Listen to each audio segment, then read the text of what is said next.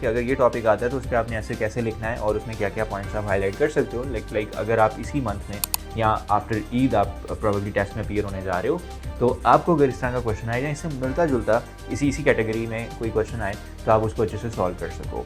Writing task 2 है, उसकी weightage ज़्यादा होती है and it is more important question type because it adds more value.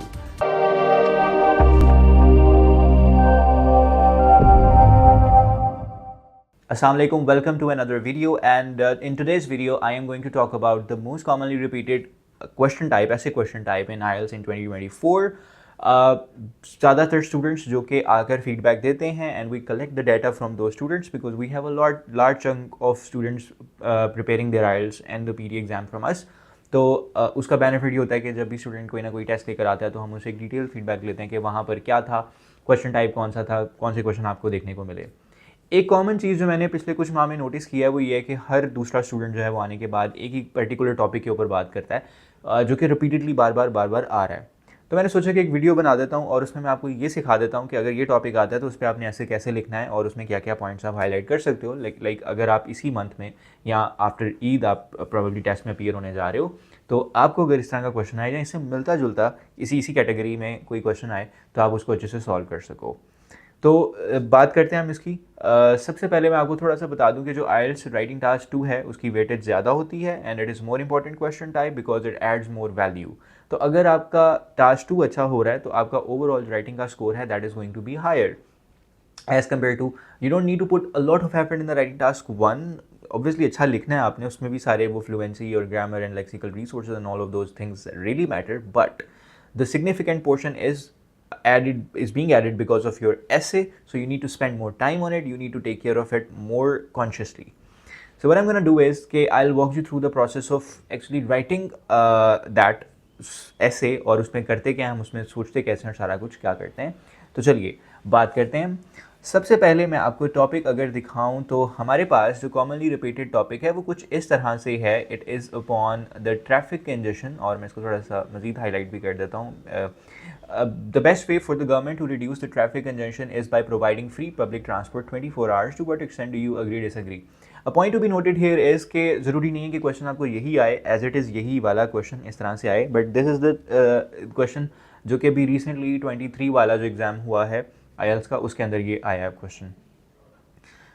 Different तरीके से आ सकता है, लेकिन एक जो कॉमन चीज़ जो मुझे सुनने को मिली है वो ये कि जो ट्रैफिक कंजेशन है और जो ये इंफ्रास्ट्रक्चर है इसके ऊपर बहुत ज़्यादा रिपीटेडली क्वेश्चन बार बार आ रहा है। वो यूँ भी पॉज यही कुछ अर्सा पहले यही क्वेश्चन इस तरह से पूछा जा रहा था कि ट्रैफिक कंजेशन जो है वो बढ़ता जा रहा है और उसको कंट्रोल करने के लिए हम क्या कर सकते हैं। तो उसमें उसने आपसे सोल्यूशन पूछा हुआ था और उसको उसने एज अ प्रॉब्लम कहा हुआ था। तो आपको याद होगा कि प्रॉब्लम सोल्यूशन वाला जो ऐसे होता है उसमें हम एक पैराग्राफ डेडिकेट करते हैं प्रॉब्लम के लिए और एक हम डेडिकेट करते हैं सोल्यूशन के लिए। तो उसमें आपने ये बात करनी थी कि ये प्रॉब्लम एग्जिस्ट कर रहा है ट्रैफिक कंजेशन का और इसका सोल्यूशन आपने पोज करना था। इस केस के अंदर उसने सोल्यूशन खुद ही पोज कर दिया और उसने आपसे पूछा कि आपके मुताबिक ये सोल्यूशन जो है is it good or not, so do you agree with this solution or not, and you need to write an essay on that. तो nature of the question will change and nature of the essay type also changes. मतलब कि अब अगर problem solution ऐसे आ रहा है तो उसको करने का तरीका थोड़ा सा डिफरेंट है as compare to this opinion essay. तो ये आपने जो है वो जहन में रखना है। Let's talk about this essay particularly. अगर हम देखें जब भी ऐसे आता है तो first thing that you always need to do in specially in the case of the opinion essay, you need to realise कि मेरे पास किस चीज़ के लिए आइडियाज़ जो हैं वो ज़्यादा सॉलिड हैं और मैं किसके ऊपर ज़्यादा लिख सकता हूँ। तो यहाँ पे मैंने कुछ प्रोज और कॉन्स जो हैं वो दोनों मेंशन किए हुए हैं। अगर हम इस क्वेश्चन पे लेट्स से हम सोचें कि मैंने एग्री करना है या मैंने उसके ऊपर जो है वो डिसएग्री करना है, तो इसके क्या प्रोज और इसके क्या कॉन्स हो सकते हैं। तो सबसे पहले अगर हम प्रोज की तरफ थोड़ा सा देखें तो प्रोज के अंदर फर्स्ट ये है कि it will encourage people to utilise these services and जो प्राइवेट ट्रांसपोर्ट है उसको थोड़ा सा डिस्करेज करेगा ये। ऑब्वियसली जब आप एक फ्री पब्लिक ट्रांसपोर्ट 24 घंटे प्रोवाइड कर रहे हैं तो लोग उसी में जाना पसंद करेंगे और एक प्रो ये हो सकता है कि उस तरफ रुझान ज़्यादा बढ़ जाएगा और प्राइवेट ट्रांसपोर्ट जो है वो कम हो जाएगी। और alleviate financial burdens on the commuter, दूसरा ये हो जाएगा कि वो लोग जो कि इनको थोड़ा सा अफोर्ड नहीं कर पाते, मतलब फॉर दोज पीपल जिनके लिए it's very expensive for the private transport, उनके लिए बहुत ज़्यादा बेनिफिट ये हो जाएगा कि वो फ्री पब्लिक ट्रांसपोर्ट अवेल करेंगे day and night and they won't have to spend their money on the travelling. तो उनकी ट्रैवलिंग कॉस्ट है वो बच जाएगी।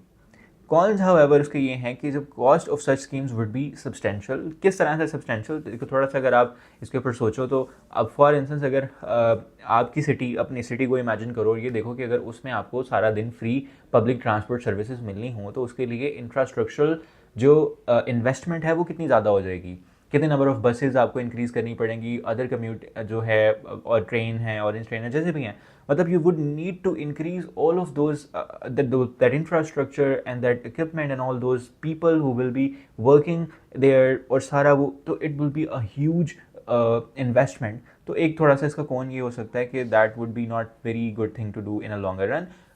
Second is the overcrowding, longer wait times, and decreased quality of the services. Of course, if it's free and if it's available all the time, more people would go towards it. And then with that, हमारी जो quality है obviously services की वो भी कम हो जाएगी, ज़्यादा लोग हैंडल नहीं कर पाएंगे। तो जब आपको वहाँ पे कस्टमर केयर है या फिर आप वहाँ से लेट से टिकटिंग परचेज कर रहे हैं, जो भी है, लंबी लाइनों में वेट करना पड़ेगा, और फिर वही आ जाके जब बुरा एक्सपीरियंस आएगा तो लोग डिस्करेज होकर कहीं ना कहीं दोबारा से पब्लिक ट्रांसपोर्ट की, वो प्राइवेट ट्रांसपोर्ट की तरफ ही आ जाएंगे। वो कहेंगे कि बजाय कि हम इतनी लंबी लाइन में वेट करें, why don't we just go on our private transport and just have it. In fact उसके लिए उनको ज़्यादा वो ट्रैफिक का प्रॉब्लम भी नहीं आएगा, because now we have made significant progress in the free public transport. So ये कुछ प्रोज एंड कॉन्स हैं। अब अगर पर्सनली मुझे ऐसा लिखना हो तो obviously I go for the cons. मुझे नहीं लगता कि ये एक बहुत अच्छा वायबल सोल्यूशन है कि आप फ्री और सारा दिन सर्विसेज प्रोवाइड कर दोगे तो आपका ये प्रॉब्लम जो है वो हल हो जाएगा, तब भी नहीं होगा, क्योंकि वो लोग जो कि पीक आवर्स में ट्रैवल करेंगे वो भी प्रेफर करेंगे, फिर वो लोग जो अफोर्डिंग हैं वो भी ये प्रेफर करेंगे कि हम जो है वो प्राइवेट व्हीकल में ट्रांसपोर्ट ट्रैवल करें। तो बात समझ नहीं रहेगी। इनफैक्ट गवर्नमेंट के ऊपर थोड़ा सा बर्डन जो है वो प्रेशर बढ़ जाएगा और इदारों के ऊपर और मजीद प्रेशर आ जाएगा। So I don't think that it is a very good solution, so I would tend to disagree with this, right. अब मैंने नीचे से थोड़ा सा स्ट्रक्चर लिखा हुआ है। जब भी आपको ऐसे आता है तो आपने इसी तरह से प्रोज एंड कॉन्स को एक दफ़ा वे करके देख लेना होता है, और ये देख लेना होता है कि मेरे पास जो पॉइंट्स हैं उनमें से ज़्यादा कन्विंसिंग क्या है, मतलब मेरे दिल को क्या लगता है कि मैं किसके ऊपर ज़्यादा अच्छी बहस कर सकता हूँ, तो मैं उस पॉइंट की तरफ चला जाऊँगा। तो अब ये दोनों देख के मुझे लग रहा है कि मैं कॉन्स के ऊपर बहुत सॉलिड किस्म के ऐसे लिख सकता हूँ, because I think that is way more substantial as compare to the pros. So I am gonna go with that. जब ये डिसाइड कर लिया, अब आपने अपने पॉइंट्स को पैराग्राफ्स में डिवाइड करना है। सबसे पहले आपका हमेशा इंट्रोडक्शन और थीसिस का एक पैराग्राफ आता है। इंट्रोडक्शन जो होता है गाइस वो एक पैराफ्रेजिंग होती है, मतलब इसी सवाल को तोड़ मरोड़ कर इसको थोड़ा सा आल्टर करके आपने इंट्रोडक्शन का एक सेंटेंस या दो सेंटेंसेस बना देने हैं। उसके साथ आपने एक थीसिस स्टेटमेंट ऐड करनी है। Thesis is basically you will mention whether you are going to agree with this or you are going to disagree with the statement or not. क्या करेंगे आप?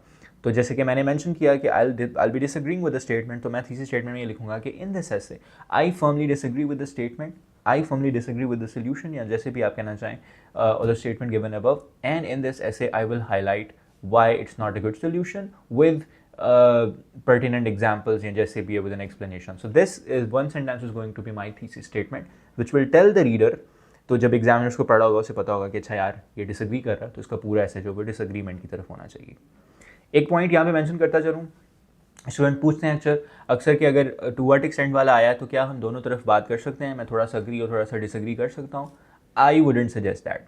To be honest, you'll get a lot of advice out there and people will say you कि आपका balance होना चाहिए और इसमें आपने अग्री और डिसएग्री दोनों की थोड़ी सी बात करनी थी। But I personally think it should be one sided, it shouldn't be all over the place. आप you should not sit on the fence.